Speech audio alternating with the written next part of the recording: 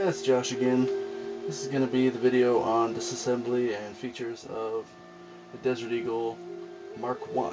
This is a 44 Magnum.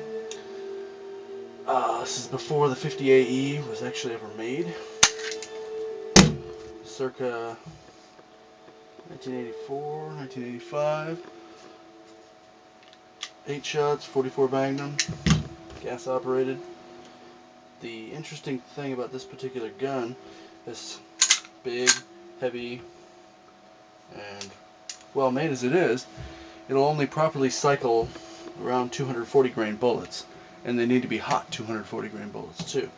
No cheapy blazer junk ammo or anything like that. You need about 1300 feet per second, 240 grains.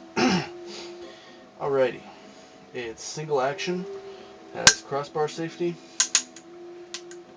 which totally and completely disables it, and that works when it is or isn't chambered, so you can actually do feed checks without being overly dangerous. Got slide lock. Takes a little getting used to. As with most other handguns that fire a cartridge that's not necessarily intended to be fired in an automatic or semi-automatic, it's best to actually yank the slide all the way back instead of dropping the slide, because when you drag it back, it goes back a little bit further, giving it more spring tension and more power to push that round into the chamber and get it ready to fire in battery. Alrighty, disassembly. Doesn't really matter if it's cocked, but we'll take that off. There's a lever that disables the slide from locking into the barrel there. So when we get the barrel off, the rest of the gun actually kind of lifts right off like that down the rail. Gas piston, spring, assembly, the entirety of the slide. You can increase the tightness or decrease of the safety by going in or out with these screws. Apparently the newer models, they do something different, but that's, like I said, is for the Mark I, the original actual production model. This one's in pretty good shape. I keep it pretty clean. And this is as far as the average person should go. I'm not going to take the rest of it apart, because to do so you're going to have to pound out a bunch of pins and fun stuff like that. If you have one, any model of Desert Eagle, the most important places to clean, if you go down this far, is bottom of the slide, the rails. This area right here is actually a huge pain, especially if you fire lead ammo. You should never fire lead ammo in any automatic pistol, especially a gas operated one, because this is right where the gas piston goes. And when that goes in and out and does its thing, a small amount of lead particles are put on it with every shot.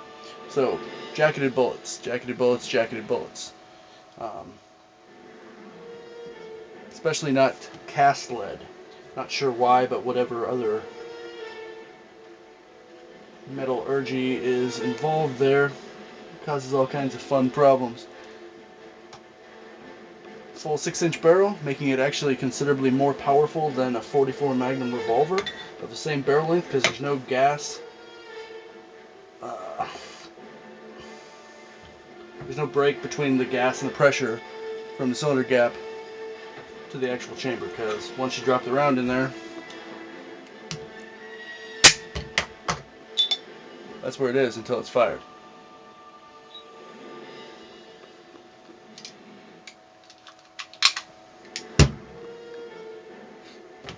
I will show you how to change the grips, just for the heck of it. Pretty easy. These are official Hogue, I believe, Desert Eagle licensed grips. This particular gun was fairly abused when I got it. It's about as old as I am, so you can tell I didn't buy it new.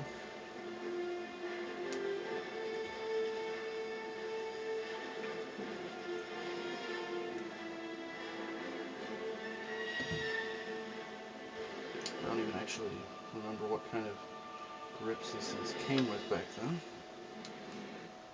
But I think they ship with the rubber grips nowadays. They are mahogany. Thought so. They're actually exceptionally good because they're really old and they're still in great shape. There's actually 2 screws on this one. Unlike everybody else's design, you get a screw on either side. Apparently in later models they did add some kind of a disconnect, which is required to change the grips. Not so on this particular model. It's screwed in, and there's little grooves that kind of sort of lock it to the frame. It's a very, very basic friction grip. If you were to put this in together and not screw it on, it would not stay on very long.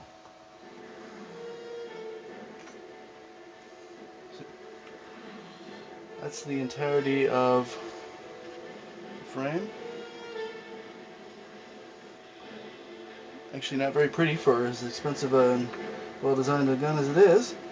It's all about function, not so much about aesthetics. Of course, you could get the ridiculous wooden grips for it.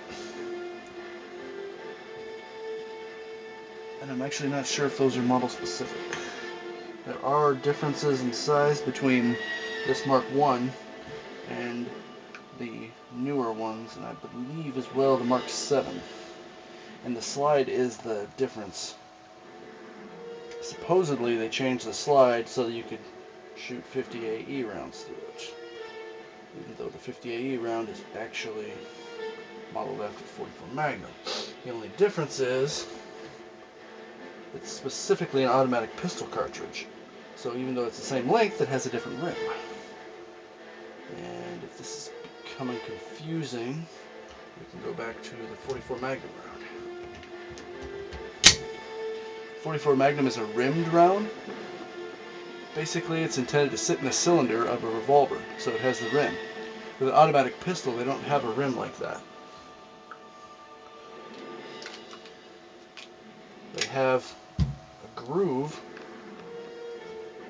right there at the rim, so the extractor of said automatic weapon can grab a hold of it, as opposed to something to set against, it's something to dig into. If I had a 45 auto round, I could show you that, but I don't.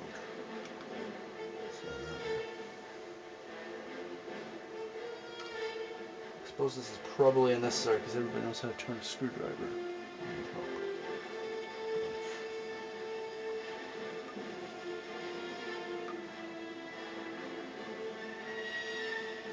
This gun actually puts off very low recoil, and amusingly enough, this one is actually lighter than the newer models, and this one hardly has any recoil. So the newer models, at least the 44 Magnum and 357, are going to have non-existent recoil. The easiest way to reassemble: spring, frame, move back into the slide, slides over the frame, barrel, drops on.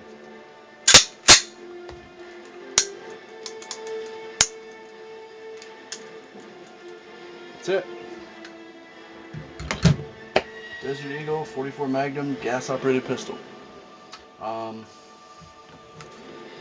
They call this a weaver rail, so you can mount a scope to it. It's not highly efficient at that. In fact, it's pretty bad. I've mounted a couple of sights on it. The only thing I would recommend would actually be a red dot. Well, a dot sight. They come in red and green and probably other colors nowadays. The reason for that, you have to buy a special scope to use on a handgun. It has really weird eye relief, so that you can hold it out in front of you instead of a rifle that's up close to you. They're really expensive, and you're going to waver so much with a gun that heavy, it's not going to matter. You'll never hit anything.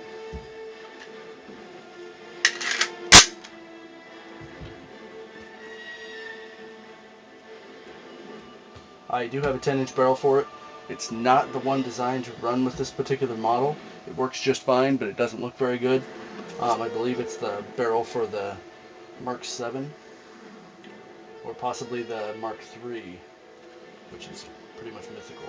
But anyways, the way you can determine which model you have is if you have the 19, it's going to have a special kind of groove on top, and the 44 also usually has a fluted barrel, as opposed to this one just being a barrel. And they're triangular platform. Also, it'll not have these tier-shaped safety.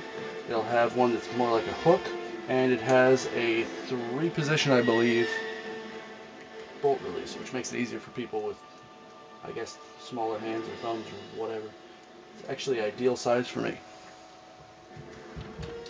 That pretty much wraps it up. If you have any questions, my email should be on my channel.